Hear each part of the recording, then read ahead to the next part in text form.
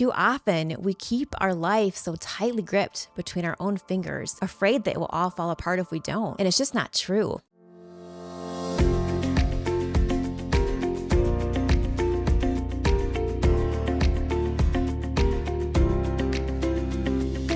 Welcome to Session 6 of Arise and Shine's video devotional. Today, we're talking about faith. Faith is an action. Sometimes I think we're sitting around waiting on God when actually God is waiting on us. When God leads us into something, we aren't supposed to wait for God to write up a project plan that includes a step-by-step process that leads to its completion. That's not how it works. God doesn't usually give us what we need before we give him our yes and take that first step. When I left my job to write this book, I had no idea what I was going to write. I had no topic, no outline, and really no idea what I was doing. I'm going to come back to that. But first, let's go to Ephesians 6, verse 16. Here we are told to take up the shield of faith. This indicates an action on our behalf. All the other armor we are told to put on. But here we are told to take up faith. Why? Because when we step out and move forward, our enemy will start throwing arrows our way. Arrows can be false evidence, lies, people, offenses, distractions, and Satan just trying to wreak havoc. Let me give you an example. In 2014, God called our family to move out to California so I could attend ministry school. Well, before we moved, we found out that our house wasn't going to close in time before we had to leave, and we wouldn't be able to take our equity with us. So we had to leave with our family of 5 with $1,080 in our bank account. I'll never forget that number. But you guys, and also 2 days before we left, our septic tank backed up, and our basement was full of yuck. And so this obviously had the potential of pushing back our closing even more and costing us a whole lot of money. We had to hold up our shields and forcefully advance forward as those arrows struck our shields. You guys want to know what happened? In the middle of an argument with my husband, with all this going on, my husband and I knew we had to pray. We grabbed each other's hands and told the devil to get out of our septic tank, literally. And I kid you not, my husband and his dad had been working on that thing all afternoon. Justin went back out there with his dad after we prayed, and he stuck the same stick down there that he'd been doing all day.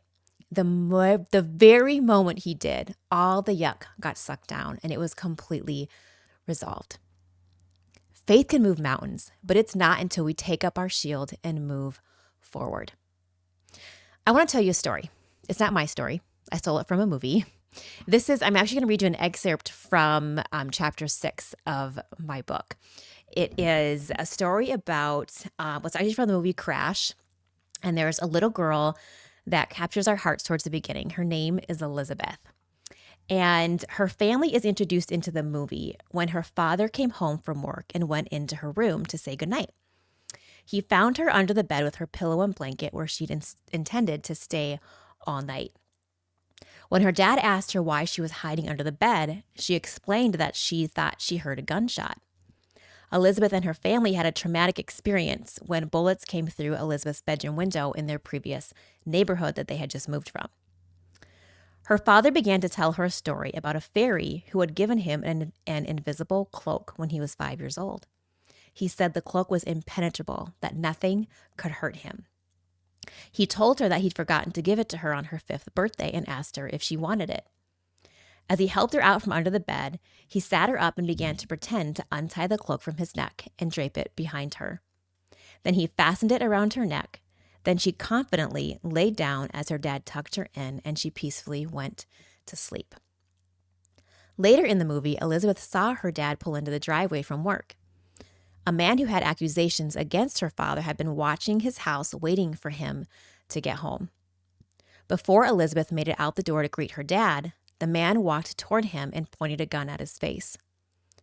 Elizabeth witnessed this happen through the glass door. When her dad saw her, he yelled at her to stay inside.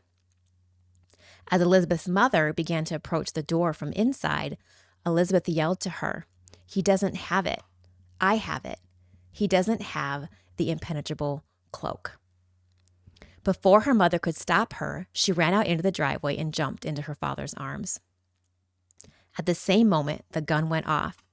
Elizabeth's father screamed in agony as he held his daughter close to his chest. Elizabeth's mother fell to her knees in overwhelming shock and grief. But then Elizabeth whispered in her father's ear, "It's okay, Daddy."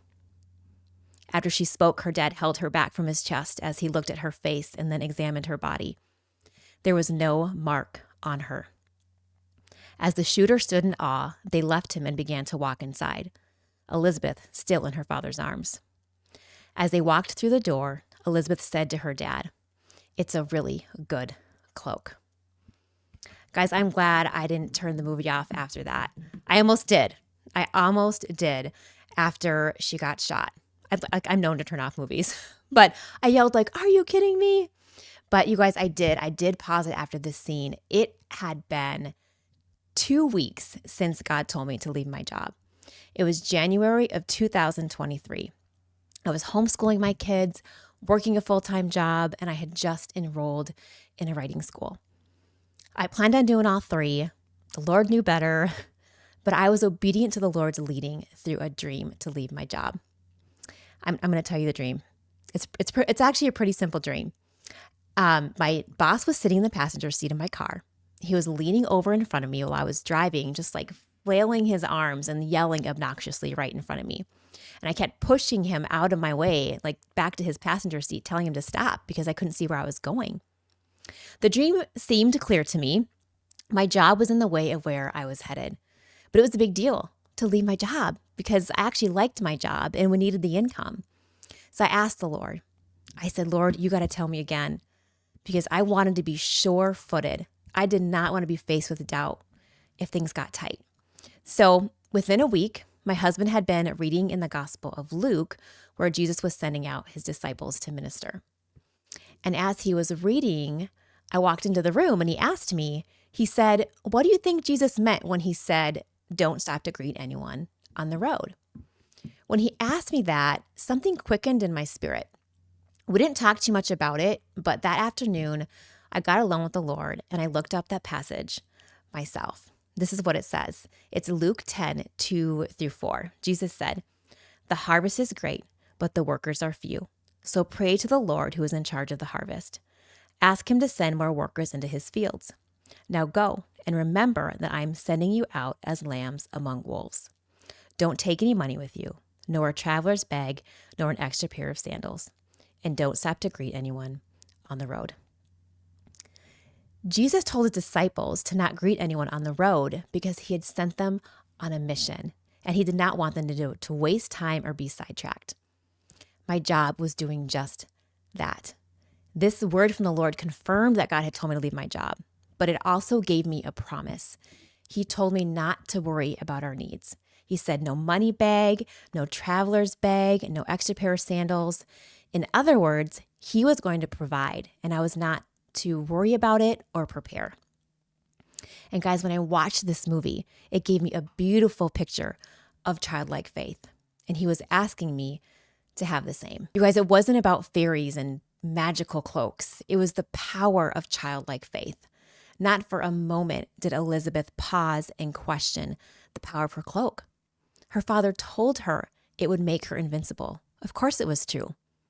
The faith she had in what her father told her gave her the courage to run toward her greatest fear, the very thing she'd been hiding from under the bed. Too often in our childhood, we learn to not trust others, whether it's broken promises, lies, rejection, abandonment, abuse. And in our humanness, we associate those painful experiences to other relationships, including God's, especially if that pain came from our earthly father. But our Heavenly Father is so very worthy of our trust. And if we are not seeing the faithfulness of God in our lives, it could be because we just need to loosen control and give him a chance. Too often, we keep our life so tightly gripped between our own fingers, afraid that it will all fall apart if we don't. And it's just not true. Maybe you need to raise your shield as you drive to the store with your daughter to buy her the winter coat that she needs, trusting that the Lord is going to make a way for the next financial need. Maybe you need to take up your shield as you go to another marriage counseling session, trusting that the Lord can bring restoration. Guys, it's not just the big leaps of faith that engage our shield. Our shield should have daily evidence of war against it.